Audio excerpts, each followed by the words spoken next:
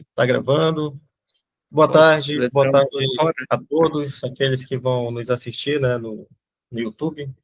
A gente está aqui com o Erison e o Jorge aqui presente, mais uma vez aqui nessa luta aqui para tentar ler o Ética Nicômaco. A gente já está no livro 2, e a gente já viu bastante coisa, desde o livro 1 ali, com a questão do bem, né, a questão da felicidade, ou da imunia, né, que muitas vezes é traduzido por felicidade, florescimento, independentemente do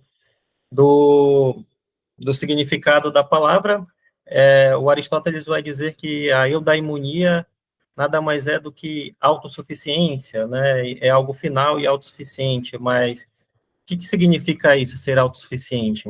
Ele vai dizer que a eudaimonia, a pessoa ela não precisa ser feliz, ou ser, né, a eudaimonia ela não vai precisar das honrarias, ela não vai precisar do prazer, não vai precisar da riqueza para ser, né, ou de qualquer outra forma de excelência, né, porque a pessoa tem que ser autônoma, né, só que não autônoma no autossuficiente, melhor dizendo, mas não autossuficiente no sentido de ser uma pessoa isolada, né, é autossuficiente para só um indivíduo, mas só que dentro dessa autossuficiência dela, ela tem que abarcar também, tem que abranger o seu pai, a sua mãe, os seus amigos, né, os seus concidadãos, e ele vai dizer que tem que ter um limite também para essa quantidade de pessoas, porque senão vai até o infinito, né? Então a pessoa tem que ser autossuficiente, nesse sentido que ele vai dizer, né? E agora aqui no livro 2, a gente está vendo sobre, logo no início do livro 2, ele vai dizer que existem duas espécies de excelência, né? Que é a intelectual, a moral. O intelectual é por meio lidar por meio da instrução, né? Que leva um certo tempo, é a moral que é produto do hábito. E na semana passada nós lemos sobre a questão da, do meio termo, né? Por exemplo, a coragem, aí o excesso da coragem é a temeridade, né? A falta é a covardia. Então, o meio termo é justamente a coragem, né? A gente chegou a ler sobre isso e a gente vai dar prosseguimento ao assunto, né? A gente parou aqui no tópico 3 aqui, né? Deixa eu colocar aqui o texto. Deixa eu ajeitar aqui para mim. Eu vou começar lendo, aí a gente vai se revezando, né, na leitura aí. Bora ver aqui. Perfeito. O prazer ou o sofrimento superveniente às nossas ações é um indício de nossas disposições morais. Efetivamente, as pessoas que se abstêm dos prazeres do corpo e se alegram com a abstenção são moderadas exatamente por procederem assim, enquanto as pessoas que se irritam com isto são concupiscentes, e as que enfrentam as coisas temíveis e se comprazem com enfrentá-las, ou pelo menos não sofrem com isto, são corajosas. Ao contrário, as pessoas que sofrem quando enfrentam as coisas temíveis são covardes. Com efeito, a excelência moral se relaciona com o prazer e o sofrimento. É por causa do prazer que praticamos mais ações, e é por causa do sofrimento que deixamos de praticar ações nobilitantes. Daí a importância, assinalada por Platão, de termos sido habituados adequadamente, desde a infância, a gostar e desgostar das coisas certas. Esta é a verdadeira educação. O que a gente tem para dizer sobre esse parágrafo aqui? Ele continua, né, a questão do meio termo que ele deu início que a gente deu início na leitura da semana passada, e lá, eu até anotei aqui que ele vai dizer assim, né, que o homem que se entrega a todos os prazeres e não se abstém de qualquer deles torna-se concupiscente. Enquanto o homem que evita todos os prazeres, como acontece com os rústicos, torna-se, de certo modo, insensível. A moderação e a coragem, portanto, são destruídas pela deficiência e pelo excesso, né? Daí a importância ele vai dar, a relevância para o meio termo, né? O meio termo das coisas. Ô, Hadson, não Oi, seria bom continuar a ler, não, porque eu acho que ele conclui esse raciocínio nos próximos parágrafos. não entendi, mano. É porque eu acho que ele continua, ele não terminou o Ah, raciocínio dele, o raciocínio, o Aristóteles. tá sugerindo que continue a leitura, então. É, até no caso o ponto 4, entendeu? Ah, tá. Porque, vê, ó, ele ainda continua aqui, ó, mais ainda, Muito, é as muito, várias pá. formas de excelência moral se relacionam com as ações e emoções, e toda emoção e toda ação são acompanhadas de prazer, né? Ou sofrimento, pela mesma razão, a excelência moral se relacionará com os prazeres e sofrimentos. Esta circunstância é evidenciada também pelo fato de o castigo ser infligido por meio de sofrimentos, pois o castigo é uma espécie de tratamento médico e é da natureza do tratamento médico atuar por meio de contrários. Além disto, como dissemos há pouco, peraí, subiu demais. É porque eu tô com a tela, eu aumentei aqui a minha tela, entendeu? Ah, Ah, entendi. Mais 150, porque senão eu não enxergo, não. Tá bem pequenininho para mim. Aí, ó, além Ah, disso, como dissemos há pouco, toda disposição da alma, naturalmente suscetível de piorá-la ou melhorá-la, relaciona-se por sua própria natureza com o prazer e o sofrimento e tende a ser influenciada por estes sentimentos. Mas é por causa do prazer e do sofrimento que os homens se tornam maus, perseguindo-os e evitando-os, perseguindo e evitando os prazeres e os sofrimentos que não devem, ou quando não devem, ou como não devem, ou agindo erradamente de qualquer outra maneira similar possível de classificação lógica. É por isso que alguns pensadores definem as várias formas de excelência moral como certos estados de impossibilidade e calma, mas a definição não é boa, pois eles falam de maneira absoluta e não dizem como se deve ou como não se deve, quando se deve e quando não se deve, e outras qualificações que podem ser acrescidas. Presumimos, então, que esta espécie de excelência tende a fazer o que é melhor em relação ao prazer e ao sofrimento, e a deficiência moral faz o contrário. Os fatos. Subindo demais. é porque é muita informação, Alisson. A minha informação. Tá. É Então muita vamos. informação. Então, é, a gente é, não vai conseguir dar Harrison, conta né? de se aprofundar no conteúdo, no que ele está dizendo. Entendi. Perdemos, pá, perdemos. Harrison, há muita coisa aqui metida. Epá, Eu só peço uma coisa, Radisson. Tem como tu aumentar Tem sim, vou fazer isso. Porque quando eu deixo em 100% aqui, que seria o tamanho normal, pronto, Melhorou mais? Deixa eu, melhorou? Pronto. Melhorou deixa eu só agora. ajeitar aqui o meu coisa. Vou botar a tela aqui do Google Meet para o outro lado, que atrapalha o texto. Ah, agora ficou melhor.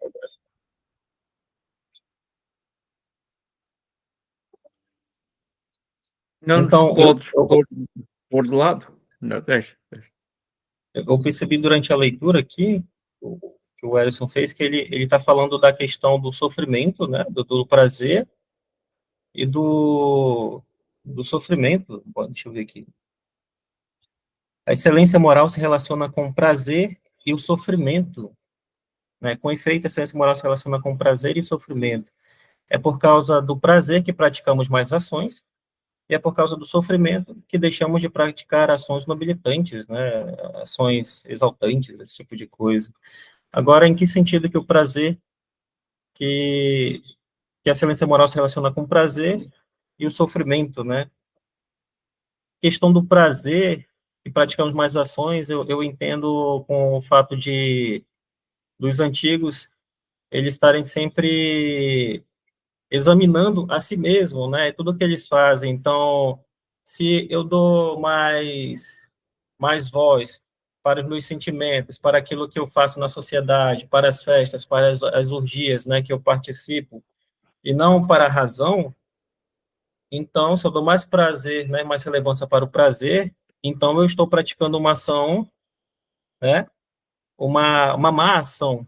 Os antigos, eles têm essa concepção, né, de praticamente Platão, Aristóteles ali, Epicuro, e todos eles, né, vão ter esse mesmo raciocínio ali. Agora, quando ele diz que o sofrimento que deixamos de praticar, por causa do sofrimento, deixamos de praticar ações nobilitantes. Acho que a pessoa que sofre tanto ali, né, com as adversidades ali no dia a dia, que ela fica meio sem esperança. Acredito que seja nesse sentido, né? E, eu estou sem esperança, eu não tenho mais, né, vislumbre de nada, eu não consigo visualizar um futuro melhor, então, para que praticar boas ações, né? Para que agir de maneira justa na sociedade, né, de maneira corajosa, ou procurar ter o meio termo nos meus atos, nas minhas ações, né? Porque é muito mais fácil, os antigos eles vão dizer que a pessoa está sempre entre o vício e a virtude, né? Então é muito mais fácil você dar voz para o vício do que dar voz para a virtude, que a virtude ser virtuoso é difícil na sociedade, né? Sim. Né? O Sócrates mesmo ali tentou seguir, né? Entender o enigma que o Deus tinha falado lá, né? Que quando o Querefonte lá foi perguntado da sacerdotisa lá, que se existia um homem mais sábio do que Sócrates, e ela disse que não existia, e que foi que ele fez entender aquilo como enigma, e foi perambular pelas ruas de Atenas lá, e percebeu que não tinha ninguém mais sábio, né, os políticos, os artesãos, o, os poetas lá achavam que eram sábios, mas não eram, né, então Sócrates, conversando, dialogando com eles, acabou muitas vezes não, acabou fazendo com que eles criassem raiva dele, né? E deu no que deu aí Sim. né? A ação dele em Atenas, né? Bem, vamos lá. Eu acho que o primeiro ponto que a gente tem que comentar é aquele parágrafo anterior a este, né? Qual ele já vai se referindo a Platão, né? Quando ele vai falar que a questão da excelência moral se relaciona com o prazer e o sofrimento, né? É por causa do prazer que praticamos mais ações, e é por causa do sofrimento que deixamos de praticar ações nobilitantes. Eu não sei se é bem assim, né? Mas continuando aí. Daí a importância assinalada por Platão de termos, né, sido habituados adequadamente desde a infância a gostar e desgostar das coisas certas. Esta é a verdadeira educação. Né? Tem um ponto aí que, primeiramente, existe educação moral para ele, né? Já está colocado isso daí. Então, você aprende a ser moral, você aprende a virtude, né? A virtude, no caso, é algo, né, que é adquirido, não é algo que você nasce com ela. Segundo ponto que a gente tem que colocar é essa colocação de prazer e dor, né? Quando a gente olha, por exemplo, os hedonistas, eles vão, né, fazer até uma escala de prazeres, né? Prazeres inferiores e prazeres superiores, e aí a gente vai ter como prazeres inferiores, né, os prazeres sensíveis, né, corporais, por assim dizer, e prazeres superiores seriam os prazeres intelectuais, né? Os prazeres da contemplação, os prazeres de refletir, do debate, etc. Né? Esses sairiam aí uma das formas de prazer. Para além disso, isso aí pode vir até influenciar, né, os modernos utilitaristas, né, que vão ter como base exatamente, tomar como base isso daí. Né? Todas as ações dos seres humanos, né, o Jeremy Bentham já coloca lá, todas as ações dos seres humanos são visadas, né, em se aproximar do prazer e se afastar da dor. Né? Todas as ações. E a partir disso aí, os utilitaristas começam a elaborar um princípio da utilidade, né, que a gente já conhece muito bem. Então, é complicado, porque quando ele vem dizer aqui, né, com efeito, a excelência moral se relaciona com prazer e sofrimento. Ok, é por causa do prazer que praticamos mais ações. Assim, pode ser que a gente pratique mais ações também por estar sofrendo, tá? Pode ser que isso venha a acontecer. Pode ser que a gente pratique boas ações por conta que a gente se sinta, por exemplo, feliz em ser útil ou feliz, né, que causou a felicidade ao outro. Então, pode ser que a gente também né, pratique boas ações por prazer, né, por um tipo de prazer específico. Então, isso a gente tem que colocar também, né, que talvez o Aristóteles não esteja considerando aqui ou vá considerar mais tarde, ok? A cara do Jorge é a cara de quem não está gostando, mas pode falar, Jorge. Não, Fica... não estou a pensar nada. Não, Oi? com franqueza, não estou a pensar. Certo? É porque são coisas que eu estou colocando. E, obviamente, que a gente Claro, claro. que nem todo prazer é ruim, certo? E né, como os hedonistas colocam lá, quando eles formulam aquelas escalas de prazeres, ok? E nem toda dor, ela necessariamente é má. Mas você considera Platão e Aristóteles hedonistas? Não, porque eles vão para além disso, né? Eles não se resumem à questão do prazer e da dor. Tem um passo além disso daí. Exatamente. Só que isso que você está falando, está passando um carro de som aqui. O que você está falando Vou de política, eu já abri a porta, vou votar em você, não. é nesses que passam o carro de som fazendo barulho, eu anoto o número, que é para dizer, esse eu não vou votar. Miserável. Olha só, exatamente, o que você falou serve para os hedonistas, né? O que os hedonistas, eles tentam fazer é se aproximar, já se aprofundar do que Platão e Aristóteles falam sobre a questão do prazer, né? E se aprofundar, eles se aprofundam ali, né? Só que para Platão e Aristóteles, essa questão do prazer é justamente sobre esses desejos que dominam os seus impulsos, entende? É nesse sentido que eles falam, entende? Se eu domino, se o meu prazer me domina, então eu vou começar a fazer injustiça na cidade, né? Seja para Platão ou Aristóteles, não importa muito. Se eu, se eu me deixo dominar pelo prazer, pelas minhas vontades, se eu começo a agir só para agir para o meu próprio benefício, como acontecia lá com Trasímaco, na República, né, ele dizia que a justiça para ele é a conveniência do mais forte. E quem eram os mais fortes para ele? Eram os governantes que promulgavam as leis, né, para o seu benefício próprio.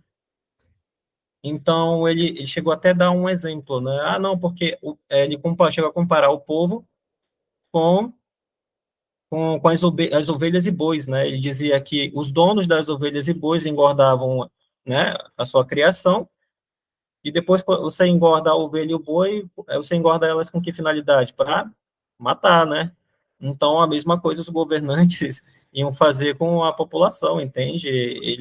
Eles tinham força, né, para fazer leis que beneficiavam a si mesmo e dominar o restante, né?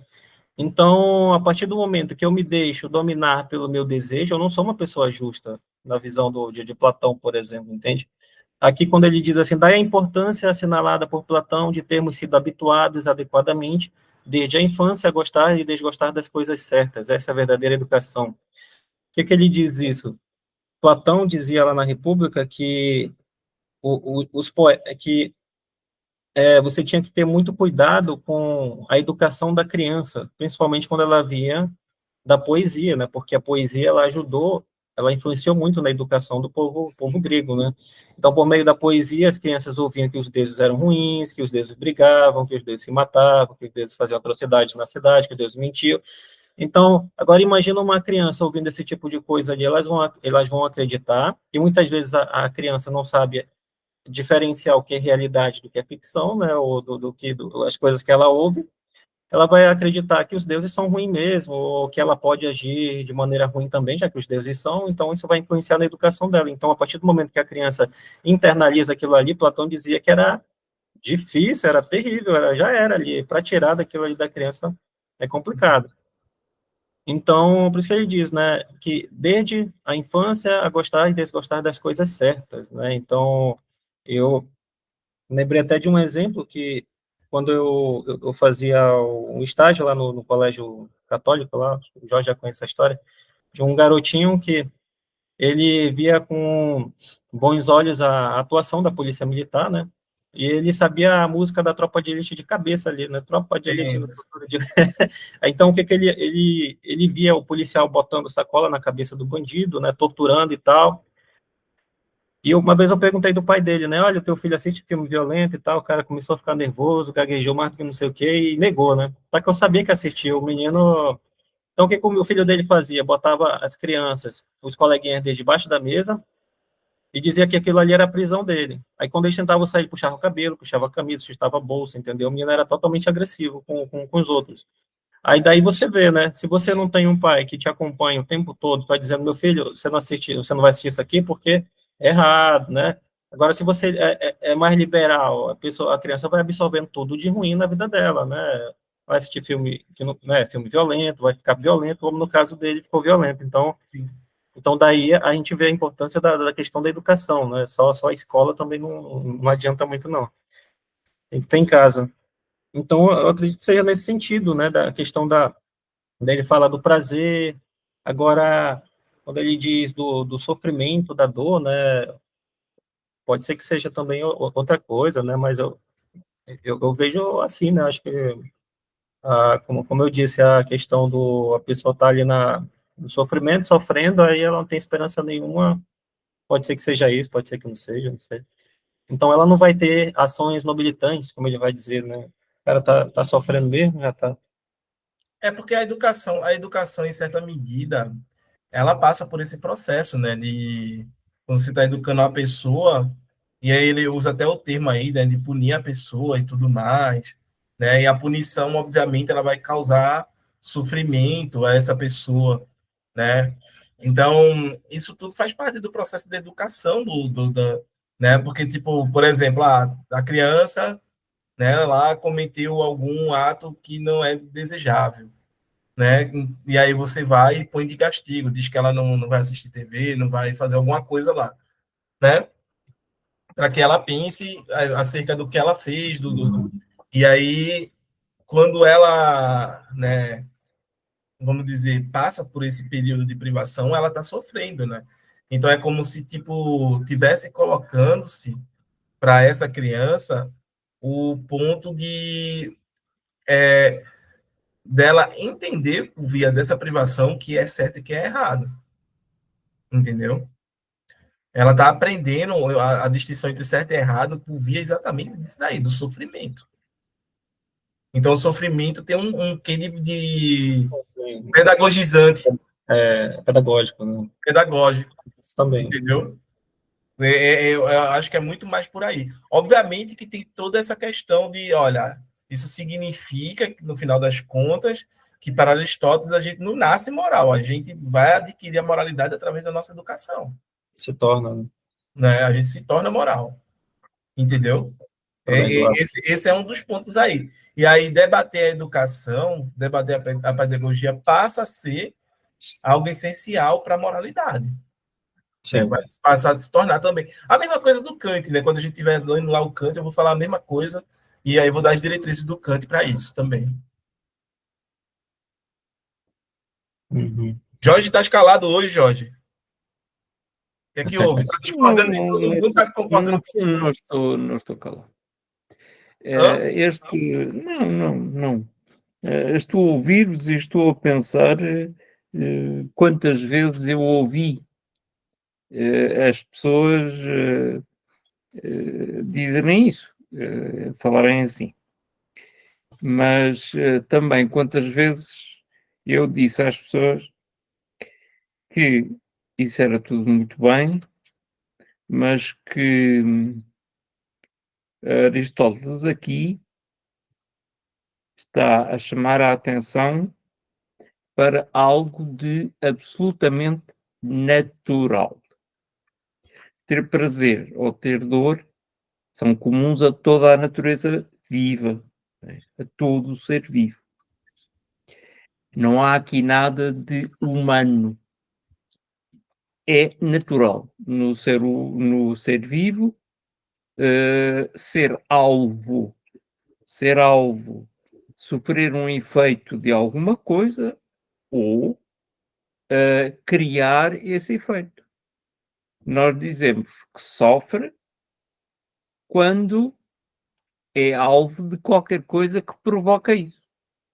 E o sofrimento, em grande parte, resulta do efeito. O sofrimento é algo que nós vivemos em função de uma circunstância. O prazer também. E há também quem seja sádico e masoquista e consiga tornar prazer e sofrimento uma só coisa. Portanto, por um lado é natural, mas por outro lado, no ser humano, isso também resulta daquilo que ele escolhe fazer. Escolhe fazer. Este problema é um problema razoavelmente grande, porque o prazer e a dor em Aristóteles são um meio. São meios, não são fins, são meios. Nós não nos aperfeiçoamos sem prazer, mas o aperfeiçoamento exige dor, exige sofrimento, exige escolha. Escolher é prescindir. É pôr de lado qualquer coisa que até nos pode agradar. Mas é preferir. Preferir. O que significa que prazer e dor, se são meios, exigem um aperfeiçoamento muito grande no seu uso. Isso é aquilo que Platão e Aristóteles vão naturalmente atribuir à paideia, não é? À formação, como é vulgarmente traduzido. Portanto, prazer e dor são muito importantes, são naturais, são importantes, cabe-nos a nós também dosear isso, encontrar um meio termo, um equilíbrio nisso, admitir, criar prazer, criar dor. Mas o uso disso, equilibrado, mais ou menos equilibrado, supõe um grande aperfeiçoamento. Um grande aperfeiçoamento. Portanto, o prazer e a dor são meios para aperfeiçoar. Não vamos agora andar à procura que nos chicoteiem, não é? Para nos aperfeiçoar. Não vamos cair nisso, não é? Porque senão vamos cair em algumas ordens religiosas do início da cristandade e durante a Idade Média, em que as pessoas eram castigadas para conseguirem esmagar as suas tendências naturais e concupiscentes relativamente à satisfação do seu corpo. Essa forma terrível que houve, não é? Dualista de entender o ser humano. Mas é natural que esse aperfeiçoamento tenha como consequência sofrimento e prazer. As duas coisas. Pelo que a educação, por isso mesmo, e como estavas a dizer há pouco, o Erison, como o texto em grego está, o que diz é o castigo cura. Cura. Porquê? Porque há uma doença. E a doença é o excesso. Quer o excesso de prazer, quer o excesso de sofrimento. E nós podemos sofrer para deixar de sofrer tanto. Este conjunto de balanço entre sofrer e ter prazer, que é inevitável no ser humano, são meios que, do ponto de vista da nossa moralidade importa muito bem organizar. E aquilo que tu dizias há pouco, por educação moral, supondo que isso existe, será um pouco nesse domínio, não é? Saber dosear o prazer com a dor. Usar o prazer para quê? Tolerar o sofrimento para permitir aquilo que é bom? No princípio, seria aceitável, não é? Pronto. E aperfeiçoando, isso dar-me-ia muito prazer. Mas também não é bem assim. Porque eu até posso dizer, eu aperfeiçoei muito, eu tenho umas saudades enormes das coisas que fazia. Pronto. Já está aqui um problema grande. Portanto, nesta questão do prazer e da dor, há dois aspectos essenciais. São naturais, espontâneos nos seres vivos. No caso do ser humano, também o são, mas, por um lado, servem como um meio para educar. Por isso, nós educamos as crianças e às vezes as castigamos. Ou seja, queremos curá-las da doença que nós consideramos serem excessos, desequilíbrios e não está de acordo com aquilo que é aceitável, com os códigos. Não é? Grande discussão, não se vai por aí, mas este aspecto é essencial. Portanto, educar para quê? Para aperfeiçoar. As virtudes nascem deste balancear entre o prazer que elas dão e o sofrimento que elas implicam. Né? As duas coisas. E supõe esse esforço. Esse esforço. Não é só a educação. É o esforço de optar.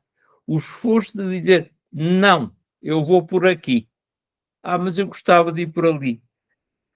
Mas não. Não, mas por que não? Porque não é isso que te torna melhor. Mas aquilo que me torna melhor é o que me dá prazer. Estes problemas grandes, não é? São problemas que passam por tudo isso que acabaram de dizer. Mas, pronto, introduzem um aspecto que não tocaram, não é? Um aspecto que não tocaram. E de tudo aquilo que foi lido, há ainda outro aspecto que eu não vou tocar, mas que se vier, pronto, se surgir, eu direi alguma coisa. Mas se ninguém disser nada, eu depois digo no fim. Pronto, é isto que me parece importante dizer, sem cair em aspectos mais particulares. Não sei se consegui fazer um ponto da situação, mas pronto. Sim, Jorge.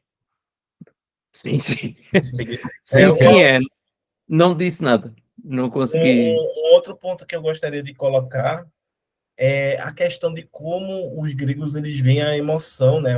As emoções. A palavra grega para emoção é que? Patos, que vai dar origem à patologia, é isso mesmo? Paixão. É a Em parte parte pode ser pathos. Pathos é literalmente ser alvo de. Ser alvo de. Daí uma doença. A patologia. Eu sou alvo de uma doença. Houve uma doença que me atingiu. Eu preciso curar isso. E é nessa altura que, bom, estou curado. Tenho saúde. Se calhar vou ter de sofrer um bocado. Mas... O projeto, o artigo que eu estava fazendo, que eu terminei, quase falta só melhorar a conclusão, mas o resto já está finalizado, né? Sobre a questão da perspectiva ética de Céfalo, né, o personagem lá do livro 1 da República. Aí eu estava pesquisando alguns textos para poder fundamentar meu trabalho. Eu já conhecia um texto lá, um ensaio, né, do Jaime Paviani, do José Sangalli. Nesse ensaio ele diz assim, que você falou das emoções, né, aí eu me lembrei disso que ele diz assim, tá aqui. Desde Platão e Aristóteles, a virtude refira-se às paixões, emoções e aos desejos.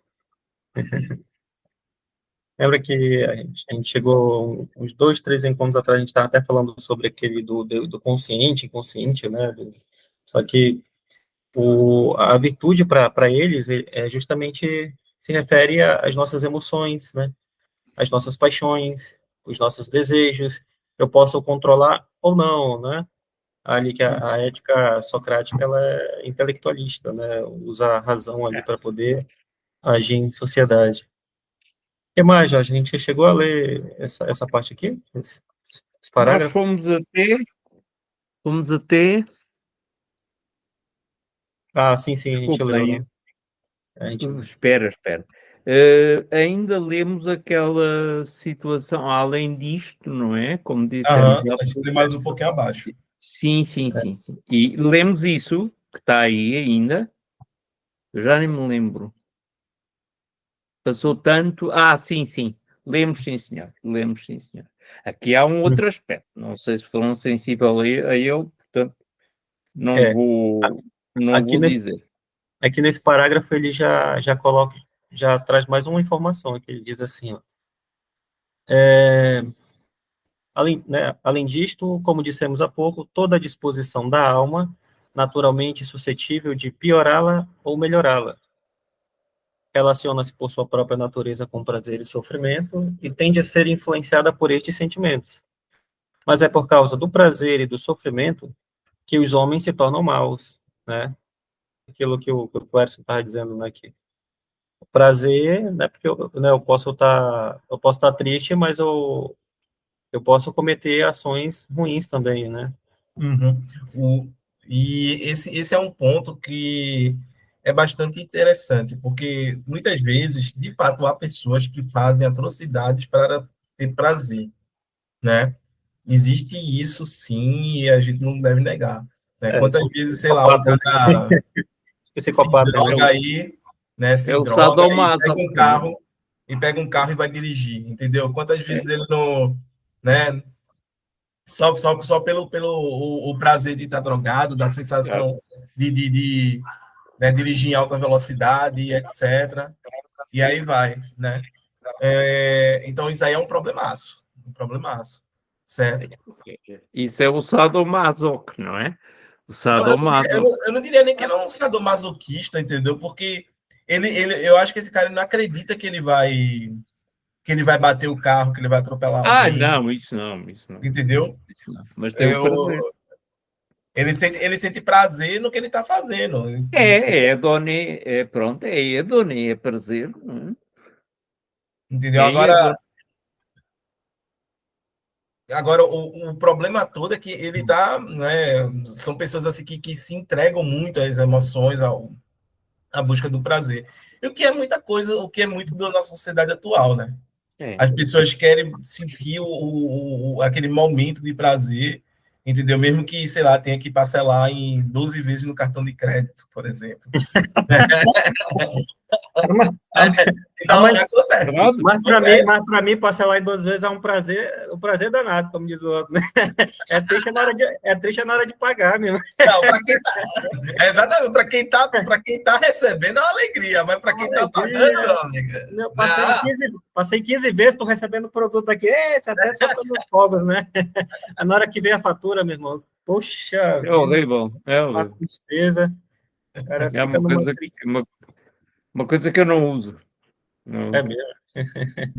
Não. Só uso quando... Somos dois. Eu também não uso, não, que os meus bloquearam tudinho, rapaz. Esqueceu de pagar. Não acredito. Não acredito. Eu tenho um cartão de crédito que esse daí está sobrevivendo aí do Michel Guerreiro.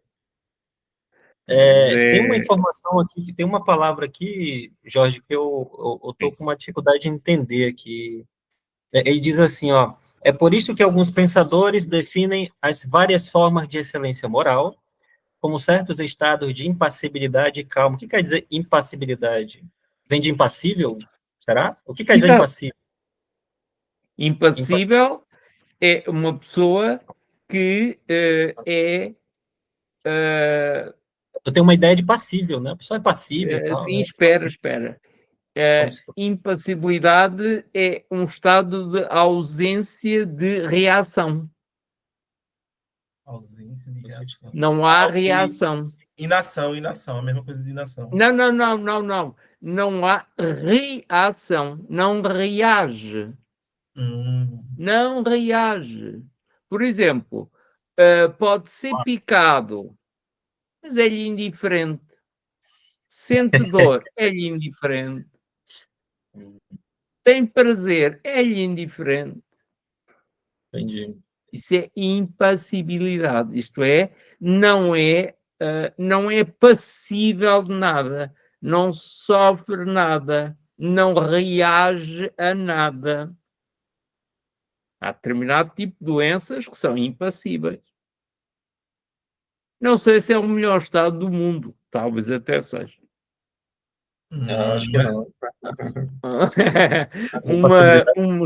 um estado em que a dor e o sofrimento não são sentidos como tal, nem como dor, nem como sofrimento. Algo acontece, mas eu sou indiferente. Não introduz diferença em mim. Mas é muito ruim você viver como se estivesse dormente para a vida. Eu prefiro sofrer, mas sentir alguma coisa e reagir, entendeu? Mas isso és tu. Mas eu já fui assim, entendeu? Impassível, assim, sabe? Não, isso não foste certo. Não, eu já fui quando era mais novo, entende? Porque, assim, era meio burro mesmo, né? Mas depois você vai adquirindo experiência, maturidade. Eu tento fazer de tudo, menos ser impassível hoje em dia. O impassível realmente é uma pessoa a quem podem fazer tudo. Não tem consequências. Porque ele não toma nada como dando prazer ou dando dor. Tudo lhe é indiferente. Essa impassibilidade pode ter ser tido como um estado de virtude. É complicado ser assim, porque a dor, ela tem o caráter pedagógico dele, né? Digamos, por exemplo, se eu sinto dor na minha mão, né? Ou até mesmo se eu sinto febre, o que é a febre? A febre nada mais é do que uma mensagem do teu corpo dizendo, tem alguma coisa de errada com você, meu amigo. Se esperta aí, senão tu vai passar dessa para melhor, como diz o outro. Não, mas a dor biologicamente é isso, tá? A dor biologicamente é porque tem alguma coisa que tá ruim, tá fazendo mal, tá sentindo dor, entendeu? E, geralmente é isso. Há pessoas que depois se assustam muito, dizem, vou morrer, estou com febre. Ou então, isto não tem importância nenhuma. Pronto. Valorizam muito ou desvalorizam. É o cara que ignora esses sinais do corpo, acaba... Pronto, mas não são impassíveis. Uma pessoa impassível é aquele que de facto não faz nada. Nem tem prazer, nem tem dor. Sim. É indiferente. Portanto, não está, no fundo, as coisas, para falar de uma forma, enfim, mais de acordo com os gregos, tudo aquilo que os males do mundo não lhe fazem mal. Os bens do mundo também não lhe fazem bem. É um estado absolutamente impassível. Agora, a questão é se não vamos, penso eu, não vamos falar sobre isso, espero bem que não é essa. É caso para perguntar se os seres divinos, se o divino, se Deus, seja lá quem for, ou se há ou não há, se Deus não tem prazer. Ou que tipo de prazer é que tem? Porque Deus também se agrada. E Deus também se zanga. Deus não é impassível. Bem pelo contrário. Deus tem reações. O estado de impassibilidade é um estado vegetal no ser humano. Porque a planta, a couve sofre Se eu lhe puser um pé em cima, não sei qual é o ai dela, porque não ouço. Mas que alguma coisa acontece à couve, acontece. Tanto mais que ela morre. Eu acabei de lembrar um exemplo, né? Acabasse de... desculpa, o Jorge acabou de contrariar os veganos aí, né? Que dizem que a planta não tem sistema nervoso central e por isso que é de boa a gente... Ah, é? Tá bem. Não, a planta é um ser Sim, vivo. não tem sistema nervoso central quanto nós conhecemos. Não tem. Oi? Não tem. Tanto quanto nós conhecemos, a couve não tem o sistema nervoso central. Quer dizer, eu posso ir fazer um eletrocardiograma para ver se é o meu, mas não, francamente, pronto, eu às vezes tenho a impressão de ser uma couve, mas não dá a impressão que não será bem o caso. Agora, imagina uma pessoa que ela perdeu a capacidade de ter sensibilidade no corpo. Exato, isso mesmo. O frio, né? E tem gente que é assim, sabia? Não, pode ser. Né? Ela vem sem... Então, o que acontece com uma criança que já nasce assim, por exemplo, sem ter essa sensibilidade no corpo? A mãe tem que ficar o tempo todo investigando, vendo o corpo da criança, que é para ver se não tem nenhum machucado, porque ela não está sentindo dor, não sente nada, para ver se não tem machucado, né? E criança, assim, vive caindo, pulando, mesmo, né? Então, é perigoso, porque ela não está sentindo dor nenhuma. Então, acredito que seja essa falta de sensibilidade, acho que é assim que deve acontecer também com pessoas que são assim, né? Que têm reação. Se acontece o bem para mim, aconteceu, eu não vou sentir nada. Se não acontece também... Não é isso, não é isso. A impassibilidade não é uma anomalia. Né? A impassibilidade é uma característica pessoal.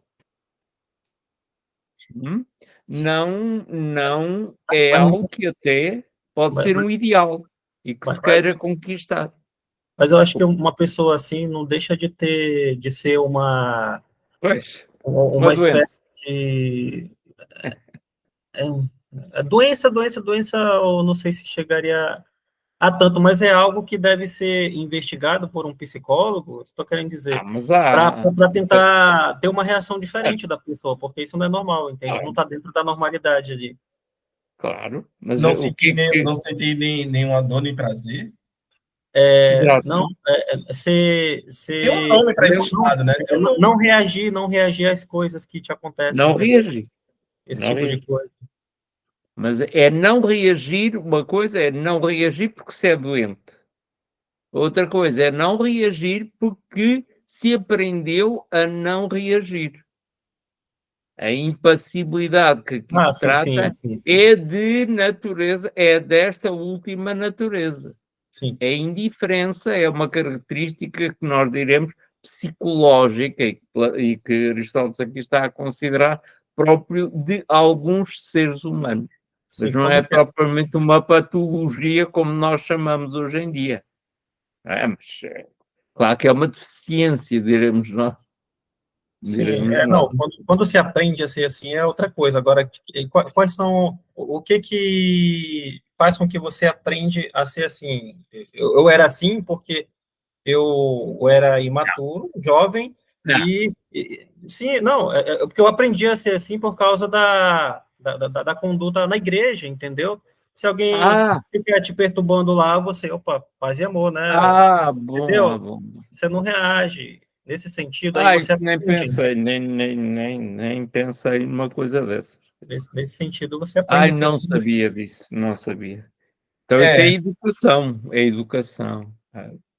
Não sabia. Isso significa que, do ponto de vista dessa maneira de entender a relação com os outros e com Deus, o ser humano aceita, é esse o sentido, provavelmente, que te foi ensinado, aceitar e levar isso com paciência, é esse sentido? Sim, ou não? Sim. É isso mesmo. Pois, pronto, esse sentido é um sentido de aperfeiçoamento. Esse tem um sentido de aperfeiçoamento. A intenção é aperfeiçoar. É evitar que as pessoas reajam. É uma formação que é muito antiga, não é evangélica, é muito antiga, que é a de evitar que o ser humano seja afetado ou sofra, ou seja alvo de, portanto, não sofra patologias, não sofra ofensas, não seja alvo simples de circunstâncias que, no fundo, não têm importância. Portanto, esse aspecto é um aspecto de pertença à santidade, não é? Santidade. Claro que o santo sofre e de que maneira, não é? O prazer do santo é um prazer de que se fala, o sofre, o santo o santo é um sofredor, não é? Não sofre por prazer, sofre por opção, no sentido de sofrer não é fisicamente, também pode ser, mas sofre porquê?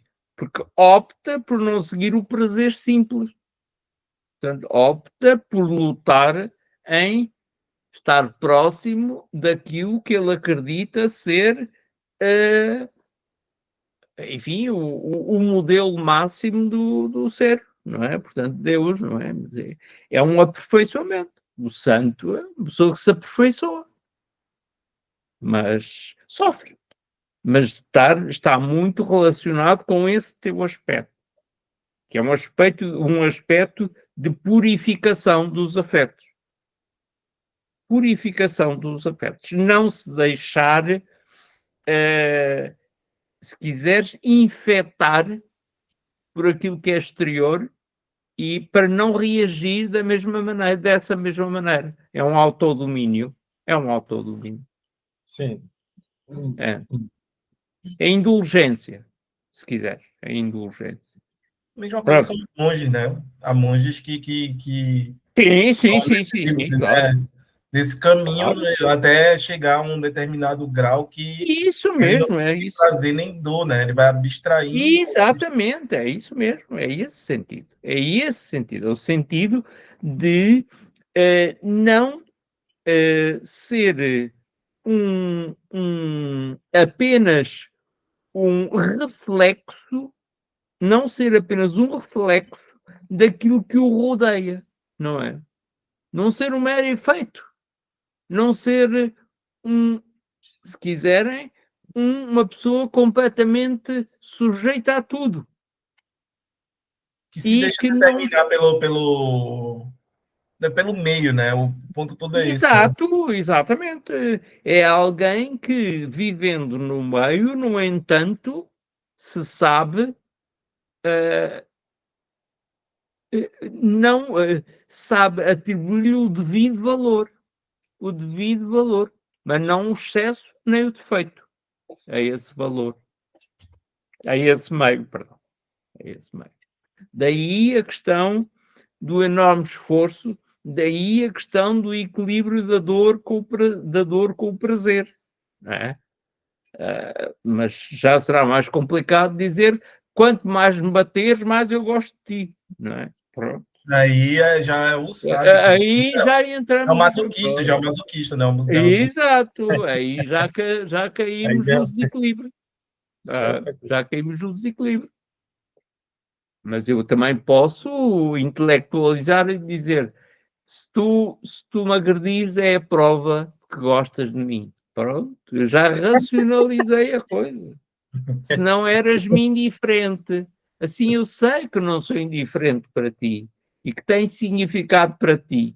Tu zangas-te comigo, eu gosto muito quando tu te zangas comigo. Tenso. E eu penso que todos nós, em parte, sobretudo, estou a ser isto tanto a parte do homem quanto a parte da mulher, mas o homem sabe isso. O homem gosta de irritar a mulher e gosta que a mulher se irrite com ele e tira daí algum prazer, porque é Nossa. uma forma de conseguir algum mimo, alguma atenção. Eu não te queria magoar, mas tu é que provocaste. Tipo, jogo, prazer, dor. Nossa. E tu podes, e as pessoas podem dizer, mas é assim que nós aprendemos a viver um com o outro, ponto, e arranjamos aqui uma forma racionalizada de disfarçar esse prazer-dor com equilíbrio para um fim construtivo. Nós somos artistas, o ser humano é artista nisso. Artista. Mas não há virtude nisto do ponto de vista aristotélico. Não há virtude nenhuma. O problema, que ninguém falou ainda, eu não queria ser eu a falar nisto, mas está aí a palavra, e tu gostavas de estudar Kant, sabes o que isto é. Aquilo que define neste momento, neste parágrafo 3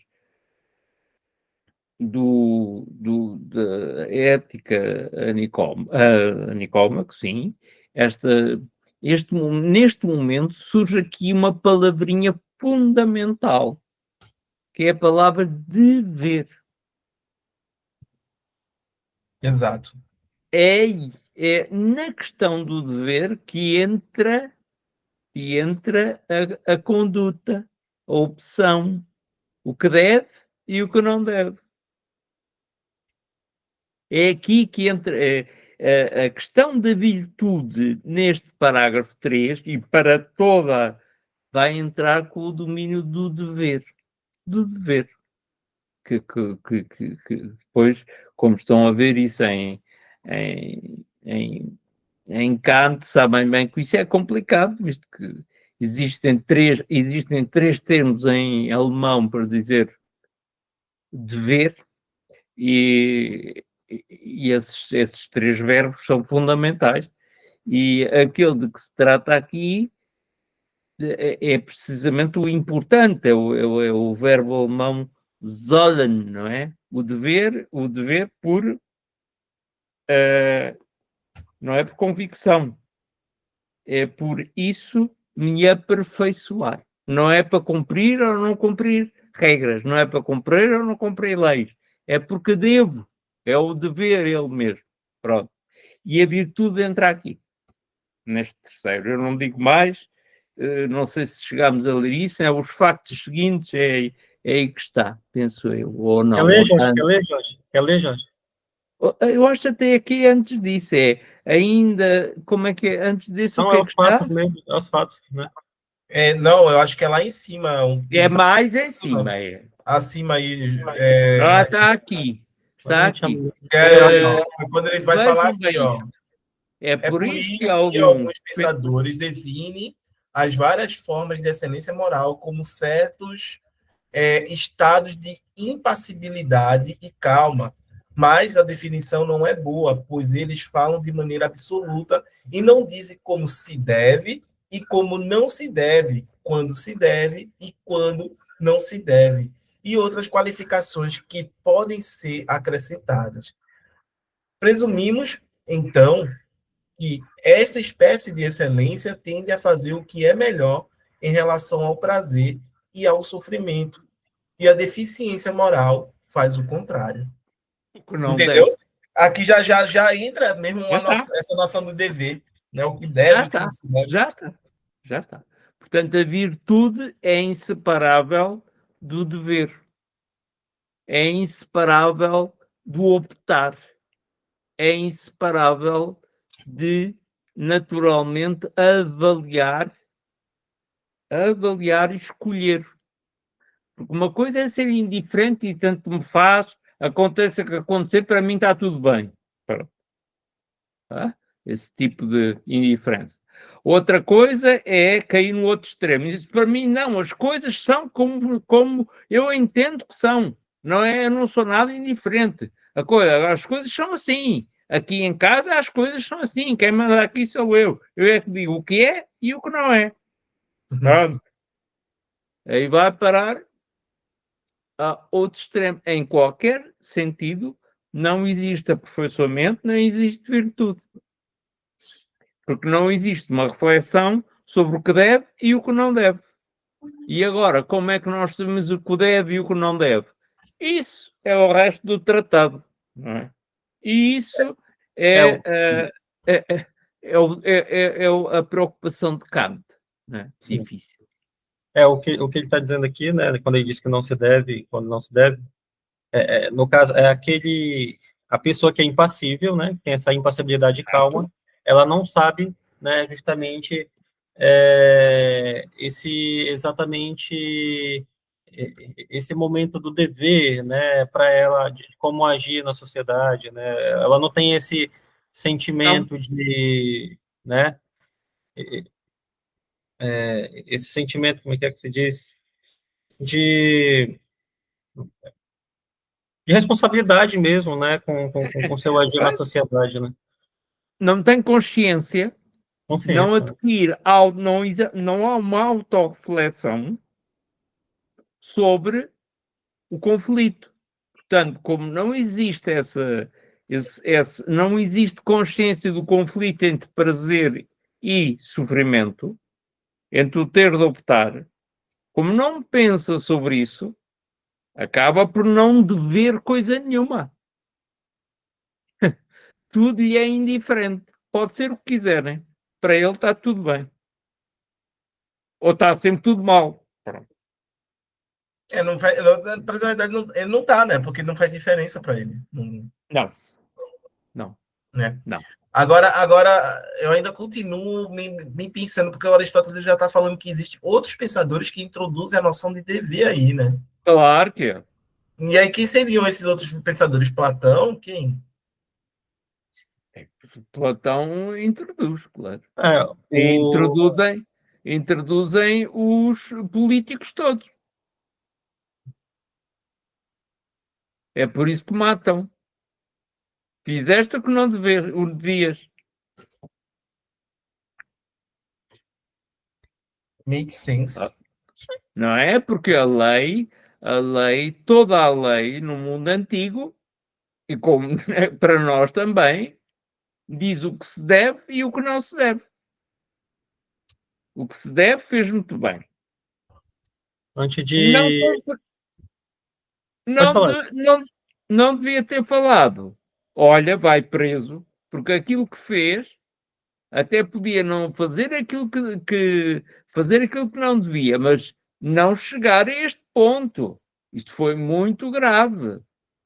Ele não cumpriu o seu dever e dever de vários pontos de vista. Legal, pessoal, social, mil e um deveres.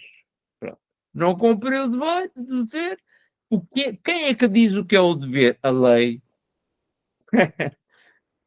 Agora, é o dever moral? Isso sabemos bem que não é o caso. Este dever que está aqui, claro que o dever moral deverá estar diretamente refletido no dever legal, não é? Se nós sabemos muitas vezes é que isso não acontece. O É, dever legal é um o, dever definido. é, Desculpa. antes do Aristóteles tinha o mestre dele, né, o Platão, que falava muita coisa Sim, sobre isso, sim. sobre o dever, Sim, né? sim, sim, sim. Tem até a obra Criton, que é Criton, o dever, Exato. os mais estudiosos de Platão colocaram, intitularam assim como dever, né, sobre o dever. E antes dele também tinha Homero já Heráclito, né, que dizia, Oh, em um dos oh, oh. fragmentos de Heráclito, ele dizia que o Homero deveria ser açoitado e expulso da cidade. Ah, nossa. Parece que o Heráclito era meio difícil. E, e o próprio Homero, né, ele já tinha uma noção ali na época dele de areté, de excelência, de virtude, né? Claro, Só que claro. era uma areté voltada para aquele que era bem nascido, aristocrata, né? Depois que foi, né, que tinha um sangue nobre e tal, nobreza. Depois que Não foi, precisa de cartão de crédito. Não precisa de cartão. Não precisa de cartão. precisa não, esse aí mesmo, causa inveja, né? Aí depois que foi mudando, né, a noção de moralidade com o tempo. Mas tinha muita gente aí, pensadores aí que falavam sobre isso. Bora continuar a leitura, gente, para ver se a gente termina, Sim. chega no 4, na tópico Senão 4. nunca mais saímos daqui, porque isto é um mundo. Não, é? só ainda para... É porque a noção de devir aí é bem distinta, né? O penso semântico que ela tem do Kant, né? Desculpa, O Kant, não eu ouvi. acredito que o Kant utiliza né, o mesmo É, sentido de dever que esses caras estão utilizando. não, É não, diferente. não, não, não, não, não, não. Não, O, porque aí vêm as palavras, sabes? Aí vêm as palavras, não é? Porque nós estamos aqui em Kant, tu vais entrar com um plano de consciência. A Aristóteles não há esse plano de consciência. Não há. Esse plano, a consciência de si próprio, para os gregos, é algo de estranho. O autoexame, como nós o entendemos, o ter consciência daquilo que se faz, esta maneira muito... não existe isso. Nem existe palavra para isso. Um autoexame. Não. Sério? Mas não existe um Não. autoexame? Não existe uma palavra para aquilo que nós entendemos consciência. Há o conhecimento de si próprio, mas é um conhecimento. Não há, porque para nós, consciência é uma reflexão sobre o valor de nós próprios. Pensa lá naquilo que tu dizes acerca de ti próprio. Eu tenho consciência daquilo que estou a fazer. Aparentemente, sinónimo de eu sei aquilo que estou a fazer.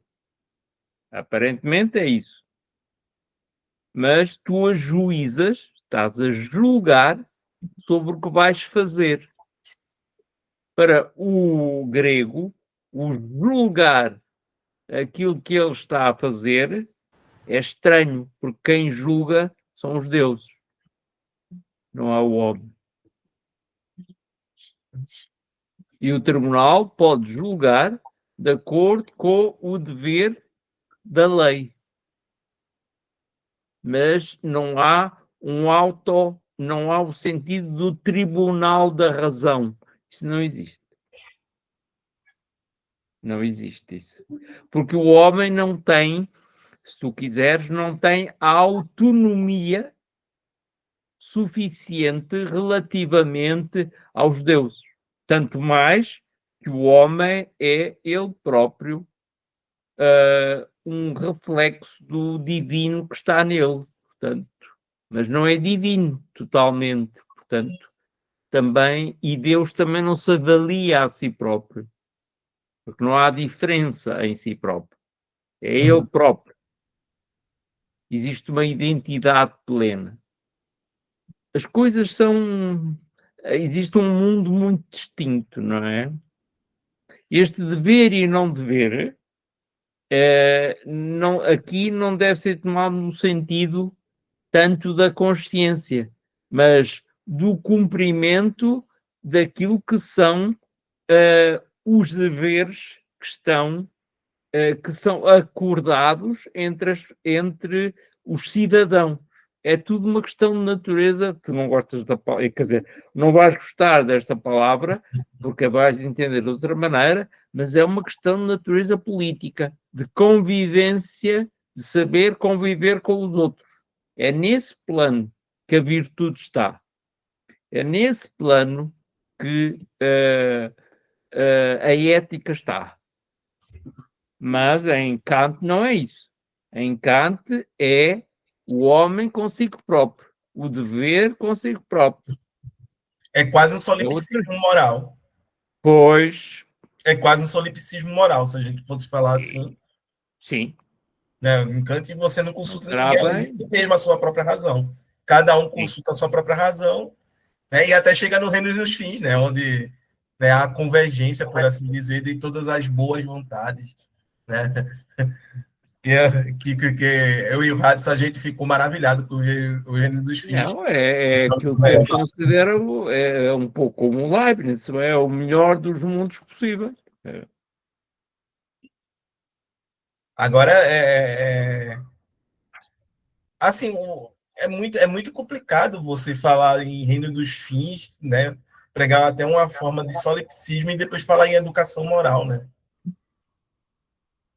Parece até ser uma contradição para o próprio sistema kantiano. Obviamente que ele dá respostas para isso, né? Então é saber se não somos educados para ser donos de nós próprios.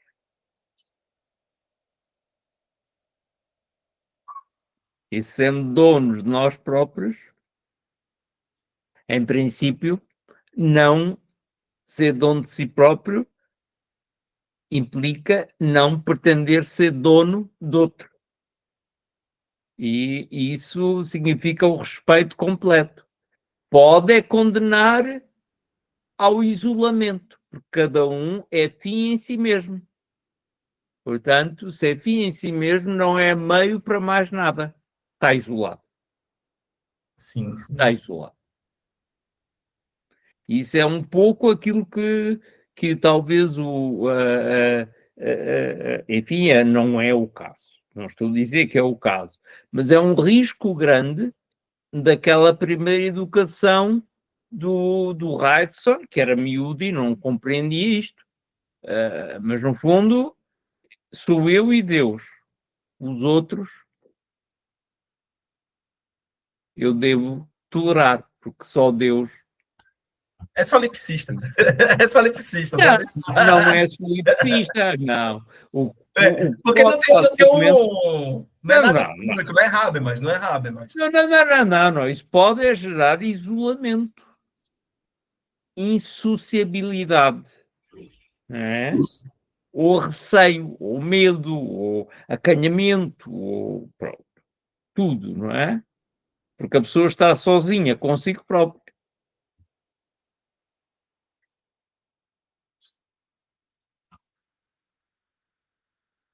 Enfim. Vamos lá, vamos voltar a Aristóteles. Senão vai virar grupo Kant. Mas eu sinto falta de um grupo de Descartes e do Santo Agostinho, sabia? Se eu tivesse tempo, eu metia o cara e ia fazer um grupo de Descartes. Ó. Não sei muita coisa. Descartes é bom. A gente lê as meditações e depois lê o discurso no método. Meditações é top, ó. Gostei. É tudo muito bom. Olha, eu quero um gelado do morango, do chocolate. Muito bom, mas não me meta nisso, não. De baunilha, de ananás. E ainda quero um bocadinho de nata em cima, chantilly em cima. Se é que eu gosto. Chantilly, né? O problema é que depois não sabe a nada. São tantos gostos que não se percebe nada. É verdade. Eu vou ler esse parágrafo aí para a gente adiantar logo isso aqui. Os fatos seguintes também podem mostrar-nos que a excelência moral e a deficiência moral se relacionam com as mesmas coisas. Há 3 objetos de escolha e 3 de repulsa: o nobilitante, o vantajoso e o agradável, e seus contrários: o ignóbil, o nocivo e o penoso.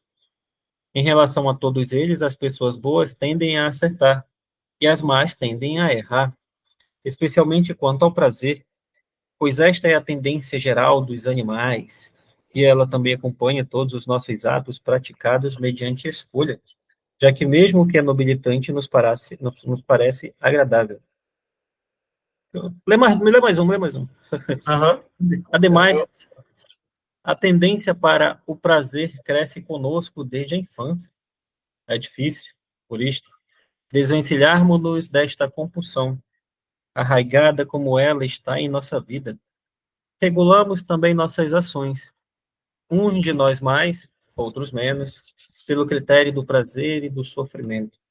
É por isto que toda a nossa investigação deve ter em vista o prazer e o sofrimento, pois para nosso bem ou para nosso mal, o fato de nos deleitarmos ou sofrermos tem uma influência nada pequena em nossas ações. Acho que... Está ecoando? Além disso... É o do Jorge. Oi? É o do Jorge que está ecoando. É? Eu não. Deixa eu só ver um negócio aqui. Já tá para terminar, né? A gente termina em comento. Além disso, é mais difícil lutar contra o prazer do que contra a própria cólera, para usar a frase de Heráclitus. Mas tanto a arte quanto a excelência moral estão permanentemente preocupadas com o que é difícil, pois até as coisas boas são melhores quando são difíceis. Logo, também por esta razão, toda a preocupação, tanto da excelência moral quanto da ciência política, é com prazer e com sofrimento. Porquanto o homem que os usa bem é bom, e os que os usa mal é mal.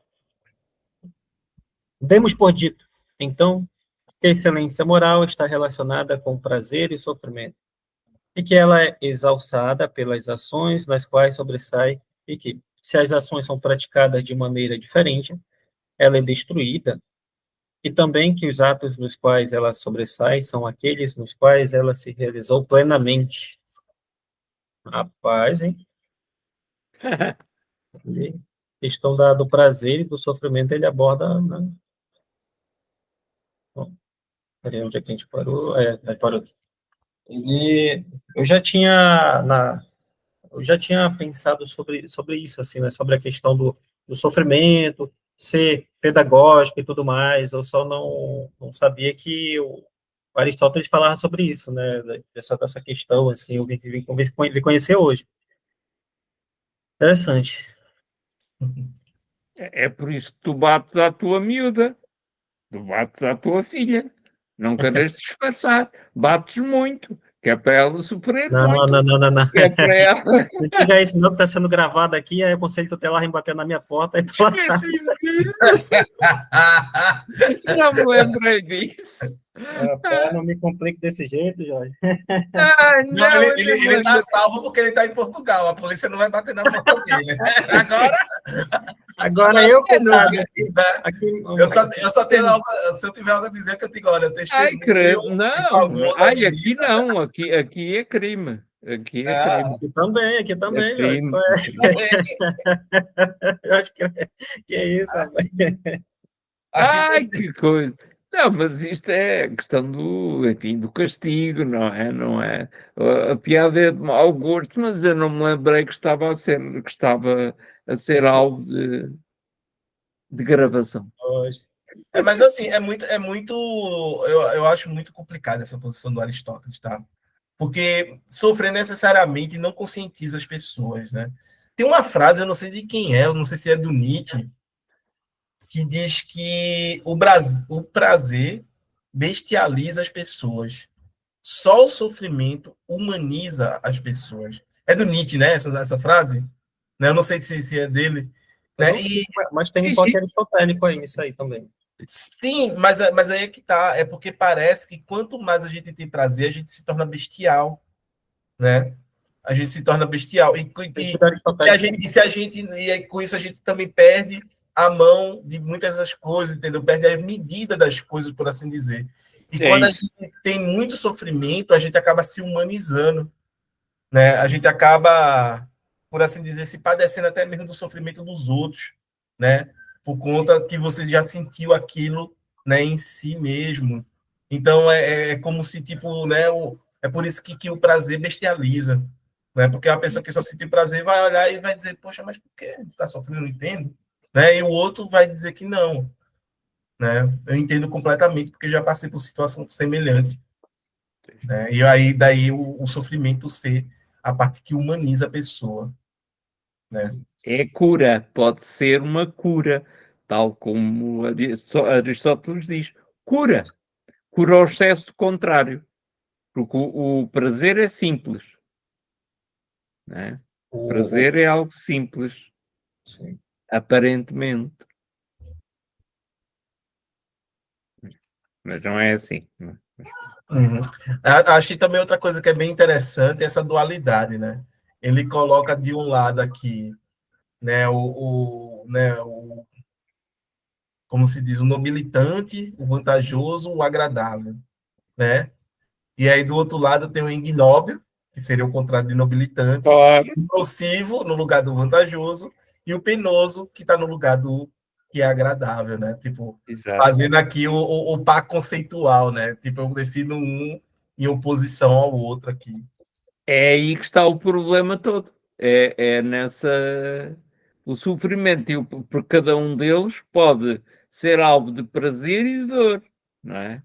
E eu vou ter, ou devo saber movimentar-me neste domínio e aperfeiçoar-me a partir desta opção, desta luta, sempre em direção à excelência, não é?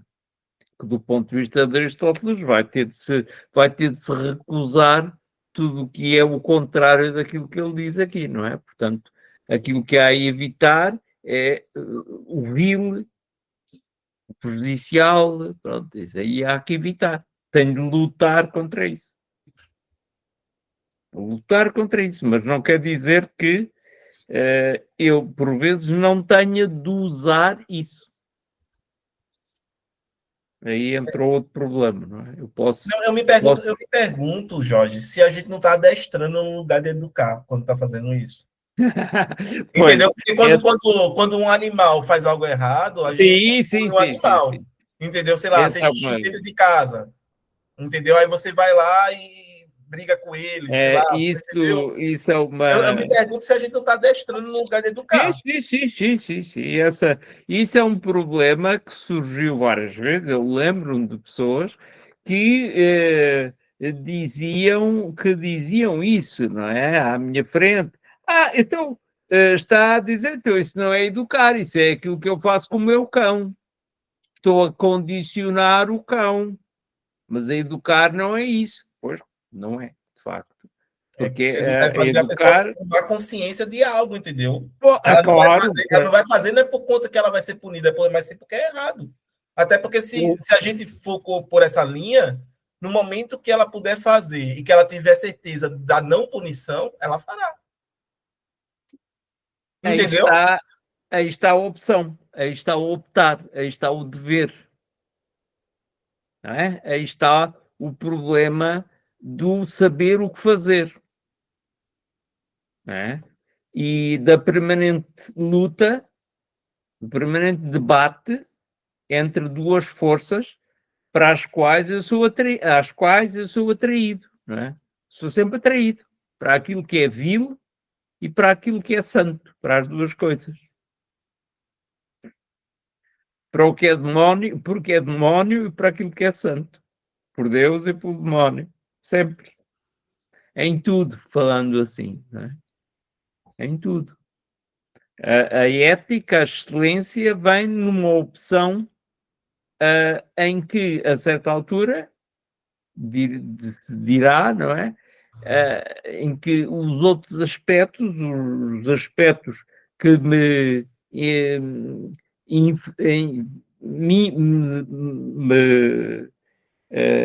como dizer isto? Que, que me afastam de mim, os aspectos que me afastam de mim, daquilo que eu sou, esses, a certa altura, não constitui um obstáculo. No entanto, no ser humano, esse estado, e do ponto de vista de Aristóteles, esse momento é um momento divino do ser humano. É um momento divino. Já não é um. Do ponto de vista de Aristóteles, enquanto seres humanos, viveremos sempre nisto. Sempre. Sempre. Sempre nisto. Como em Platão, a mesma coisa. Sempre. Em Platão será um estado de contemplação que nos livrará disso. Em Aristóteles também. A contemplação existe. O knowing existe. E de que maneira? Existe. Portanto, em ambos a contemplação está presente. São estados que não são impassíveis, mas são atividade plena. Mas é atividade plena com aquilo que corresponde ao ser daquilo que se é. Perdão pelo jogo da palavra. por aquilo que cada um verdadeiramente é. Não sei dizer melhor neste momento, também não estou com grande presença de espírito para estar a dizer as coisas assim. Sabem que é muito difícil, eu tenho sempre a impressão, quando estou aqui convosco, de estar a falar sozinho. Apesar de ter pessoas do outro lado, estou de algum modo a falar sozinho. Não, mas você está vendo a gente, você está vendo, está escutando. Estou, mas não tenho a presença. Posso garantir que não é nenhuma forma de esquizofrenia, a não ser que seja uma esquizofrenia. Não é. Mas não tenho a presença física dos outros, da sua dimensão física, é muito importante. Fundamental não ter uma... Eu tenho de vós, e vocês têm de mim, uma imagem, para falar como antes se dizia, agora já se diz assim, uma dimensão 2D, de 2 dimensões. Né? É isso que eu tenho. E se eu quiser, eu posso aqui introduzir alguma sugestão de 3ª dimensão. Mas não é a pessoa. Assemelha-se à pessoa, mas não é.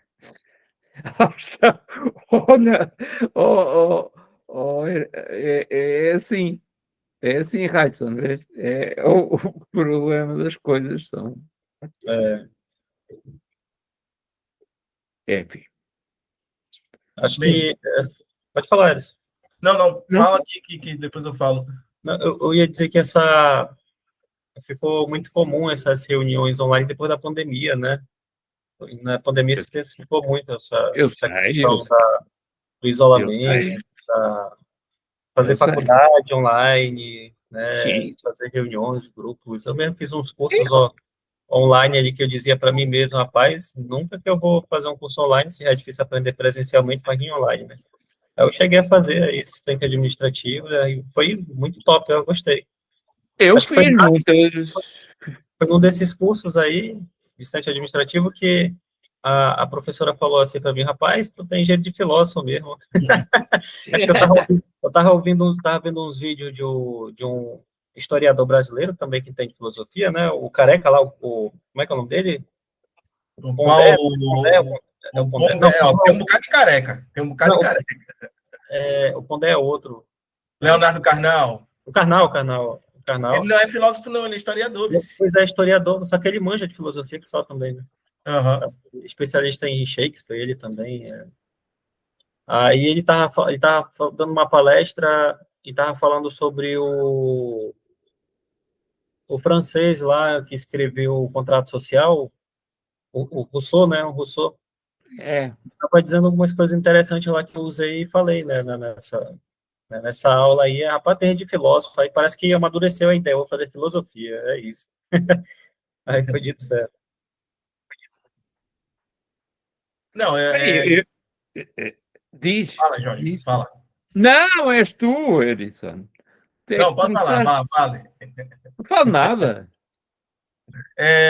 Não, eu vou só colocando assim, entendeu? Porque quando eu leio Aristóteles, né, eu sempre penso que ele pode trazer para a gente, né?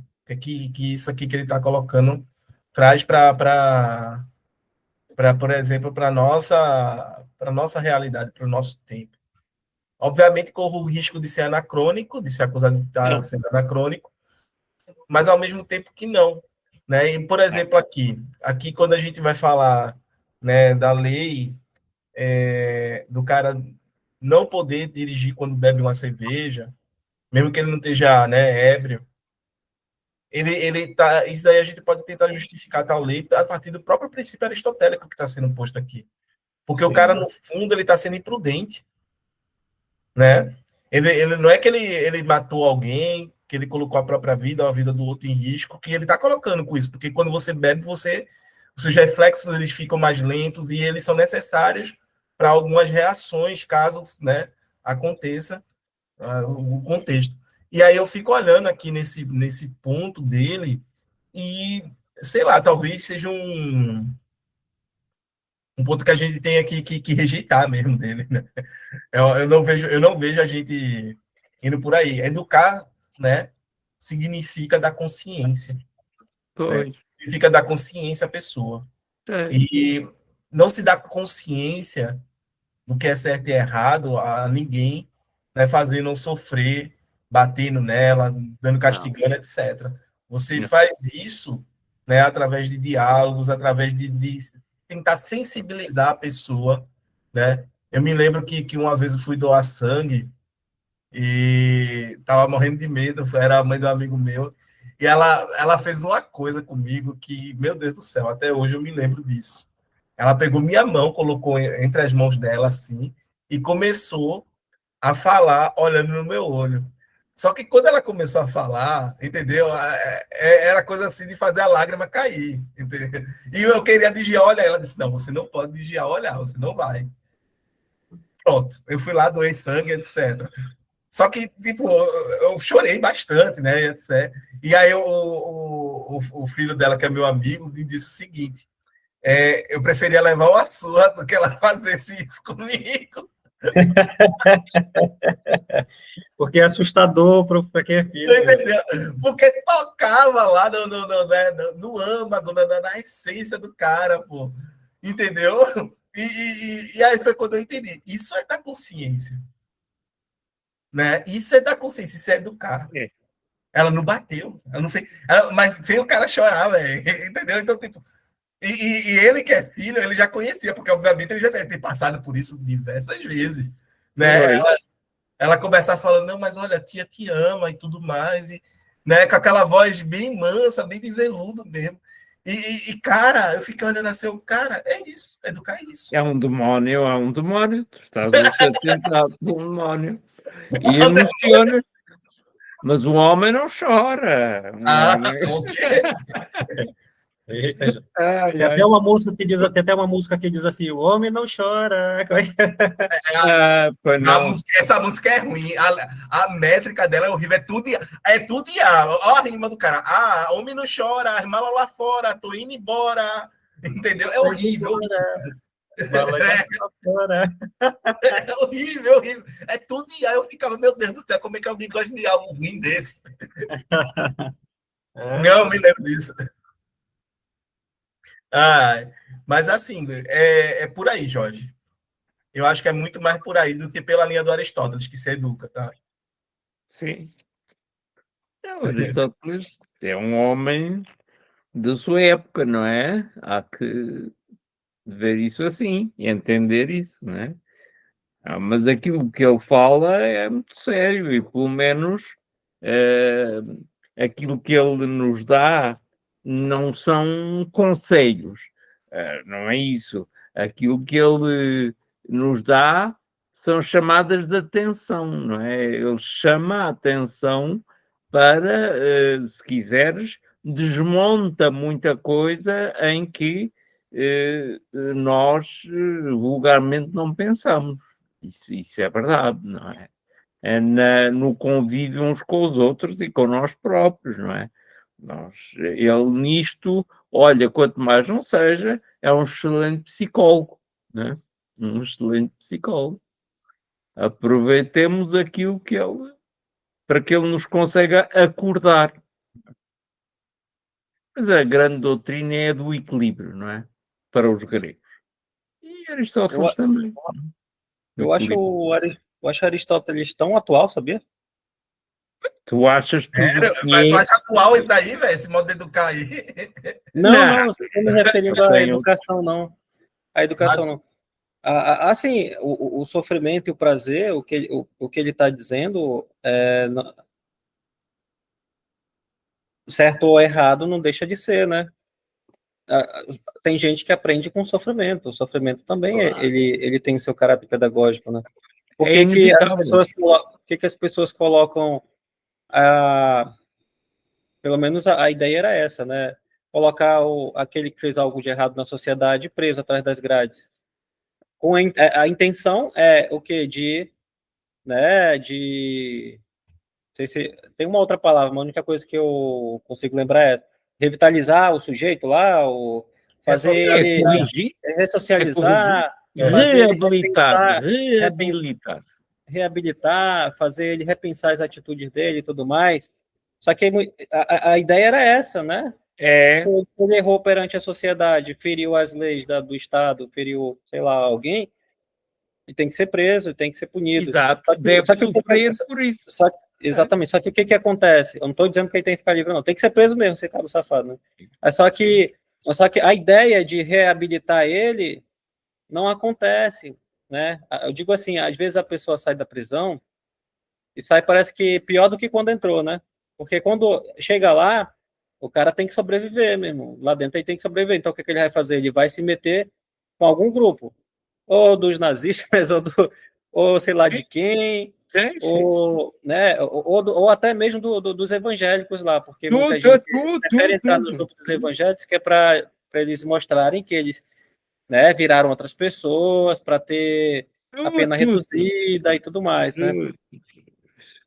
Assim, ou seja, é uma espécie de sofrimento também, né? Mas só que, mas enfim, muitas vezes eu já ouvi muitas pessoas assim com mais idade dizerem assim, rapaz, no meu tempo, todos os meus irmãos levavam uma surra do meu pai, inclusive eu, mas em compensação é tudo trabalhador. Já ouvi gente falando assim, é tudo trabalhador.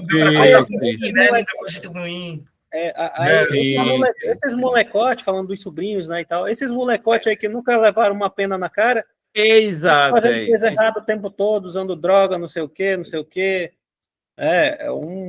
Houve uma mudança aí de cultura, de mentalidade, né? Uma nova geração, né? Muitas vezes o pai pensa assim, eu vou fazer tudo aquilo que... Eu vou fazer todo o contrário que o meu pai fez. Eu apanhava, né? Só que eu vou deixar meu filho livre, né? Eu não estou dizendo que tem que bater, não estou falando isso, né? Mas só que a minha mãe nunca foi de me bater, mas ela me botava de joelho lá para ficar de castigo. Em cima do travesseiro lá, né? Aí... Era do travesseiro do milho. Hã? Era do travesseiro do milho. Não, ela não tinha milho, não. Ela botava em cima do travesseiro lá para ficar... Porque a galera da época da minha mãe e do meu pai dizia-se que fazia isso nas escolas, fizesse algum tipo de, né, nas escolas é demais, errada. Na escola, até mesmo os pais colocavam milho no chão e o cara tem que ficar ajoelhado no milho. Isso dói pra caramba, velho. É doido. Isso é tortura. Agora eu digo. Não. Mas naquela época, né, a gente tá falando de coisa de que, sei lá, 60 anos atrás. 50, 60 anos. 50, 60 anos atrás, entendeu? Nessa época tinha palmatória, velho. Isso que Exato. Eu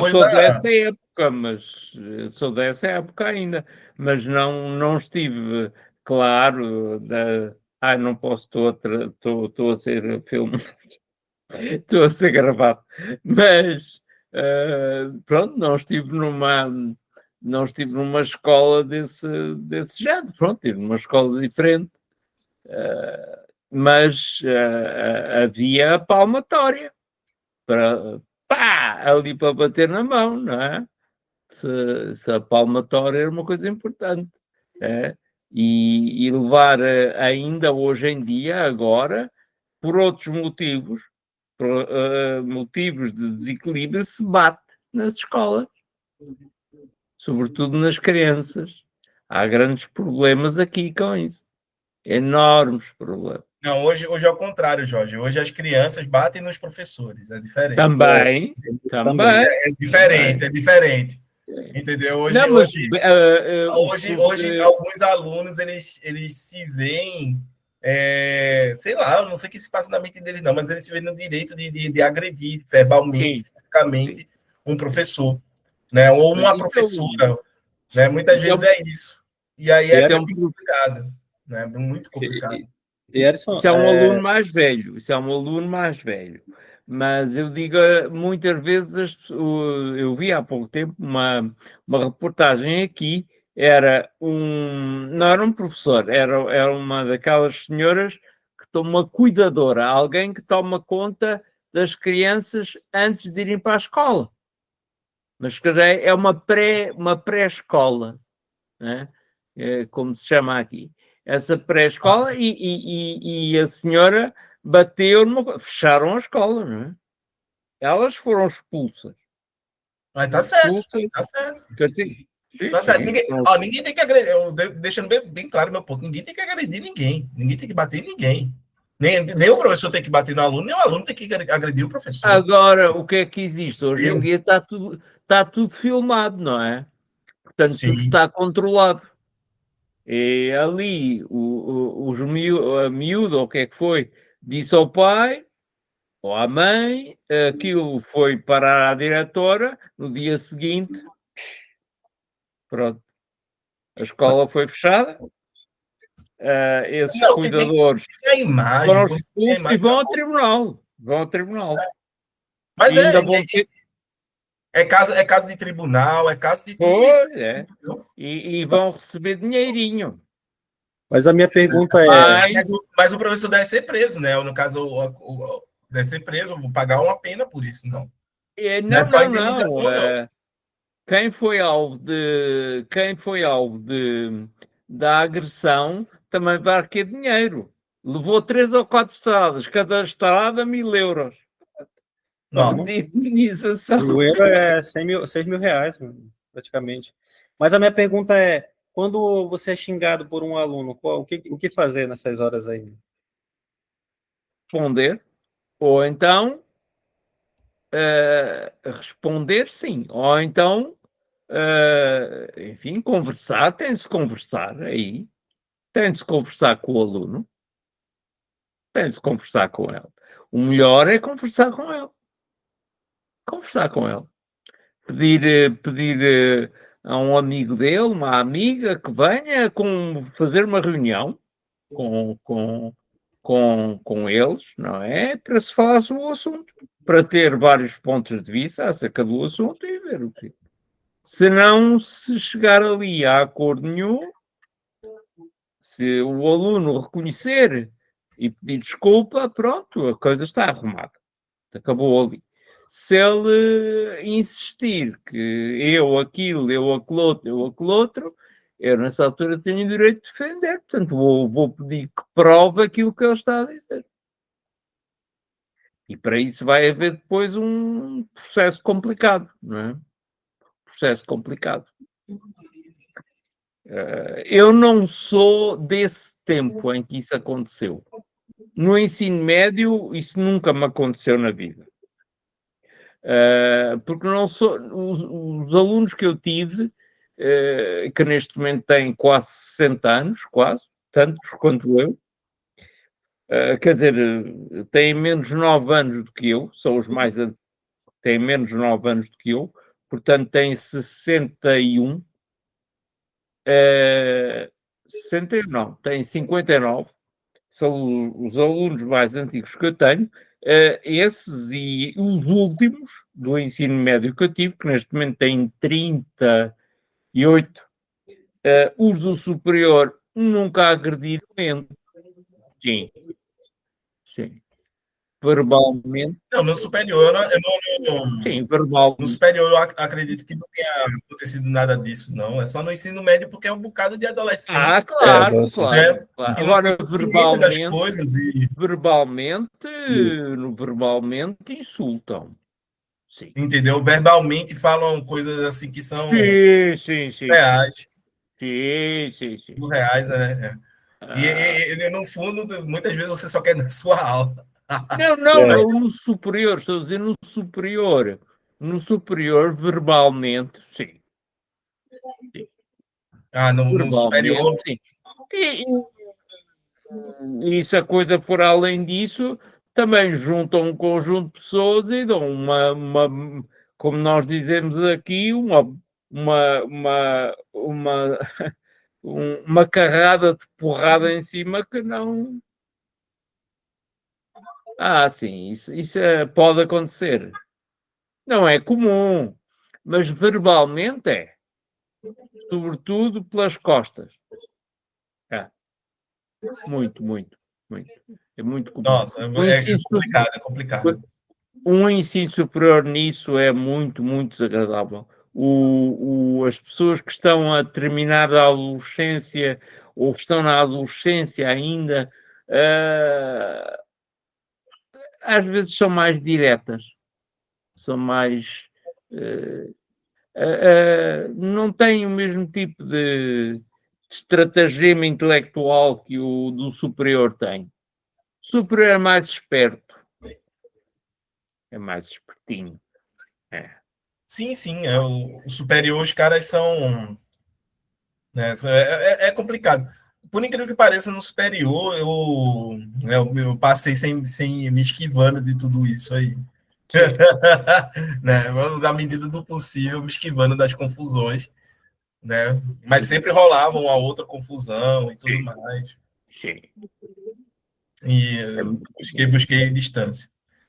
A intenção era pegar o diploma e ir embora. E foi o que eu fiz. Eu peguei meu diploma e fui embora. Também nunca me envolvi em atrapalhadas.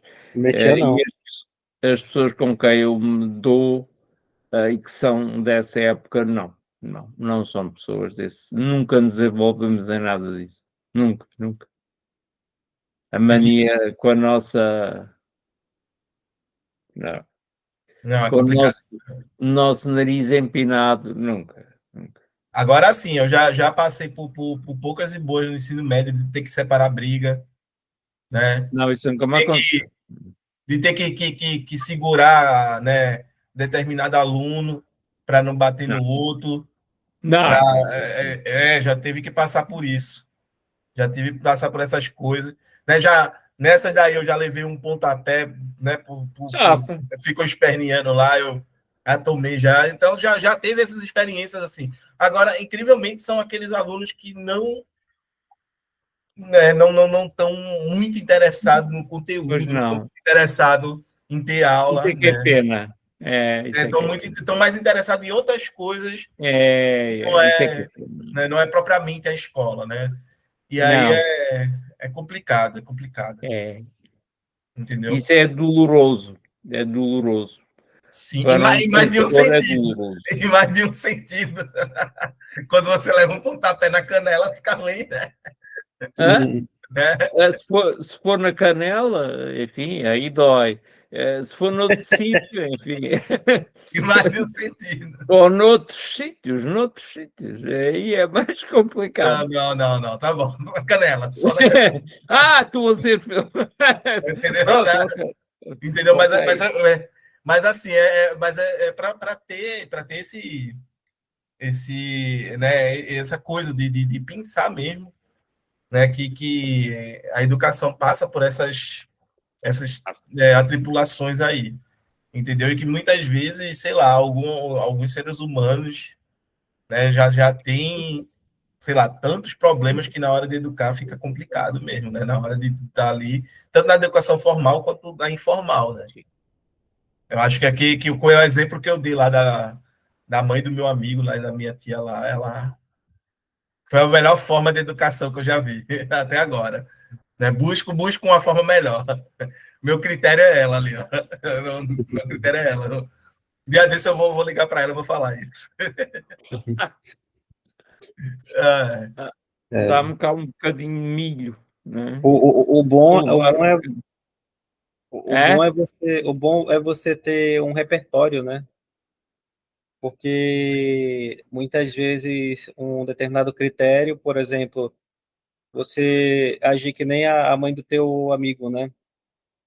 Com pessoas, isso é ótimo. Já tem outras que olham assim para ti, deixa de frescura, rapaz.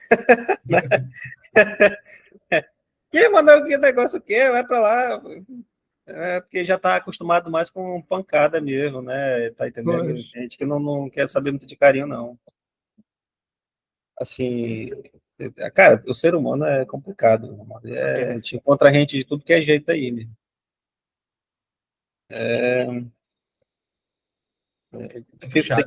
Tem que observar, né, a pessoa, ver o jeito como é que ela é e tal. Mas na maioria das vezes o carinho, ser afetuoso, né? Saber usar bem as palavras e tudo mais, isso na maioria das vezes ela toca as emoções, né? Sim, ela toca as emoções, ela transforma por meio das emoções. Né? Claro. Se Agora, você, por exemplo, pegar Cristo, né? Cristo aí que para o Jorge é um símbolo de excelência moral, né? O que é que Cristo fez para além de tudo de prodigioso que ele fez, né? Ele chegou por uma época e tocou as emoções daquela época e disse que, olha, a gente tem que transformar isso daí, né? Ele transformou as emoções. Talvez seja muito mais por essa via que seja mesmo a educação, transformar os sentimentos, sim. né? Transformar os sentimentos das pessoas. São as Tocar paixões e os sofrimentos, não é? São as paixões e os sofrimentos. né? Então seria muito mais por aí, por esse viés. Né? Eu não vejo por outro ângulo, entendeu? É conscientizar, é transformar os sentimentos mesmo por aí. Né? Encerramos por hoje ou temos mais. Não, por mim, a gente encerra.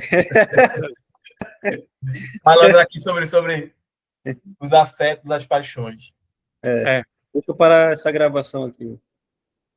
Agradecer aí o Erison, o Jorge aí pela, né, ter ficado até esse momento aí e até a próxima, né? Deixa eu parar aqui. Valeu, galera. Se cuide. Cheiro no coração. Igualmente a todos. Parar a gravação. Uma boa noite.